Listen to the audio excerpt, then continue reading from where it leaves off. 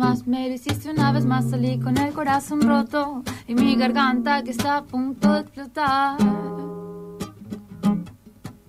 ¿Y vos qué te pensaste? Yo ya te lo expliqué, estoy cansado de decírtelo. No sé cómo decírtelo ya, que vos me lastimas, cada día más me lastimas más. No salí nunca de tu mundo, es muy poco profundo. Y encima no sabes disimular.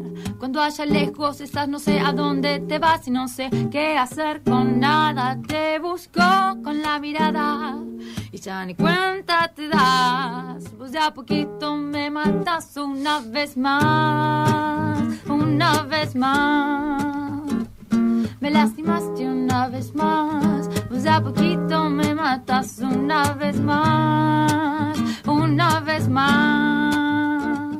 Me lastimaste una vez más, vos de a poquito me matas. A veces el sufrimiento termina por corroer y los malos pensamientos no te dejan renacer. No caigas tan bajo, eso es una estupidez. Si vos ya te conoces, empezala otra vez. Aprende a ser vos mismo, sácate la timidez. También importante es remarcar tus límites. Cada acto malo al final tiene su castigo. Fíjate si lo que haces al final tiene sentido. Y aunque te sientas muy down y te falte la energía, sabe bien que los amigos son la mejor compañía. Ellos son tu fortaleza, pócima antiagonía. Ellos son lo que sabes, tu verdadera familia. Nunca pares de luchar, no te dejes derrumbar para pasar de nivel, imagínate inmortal. Y si es que te pasa algo, lo único que yo te digo, bajo cualquier circunstancia nunca te des por vencido.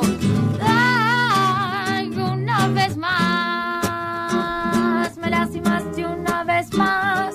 Pues a poquito me matas una vez más, una vez más. Me lastimaste una vez más, vos de a poquito me matas, ay, ay, ay.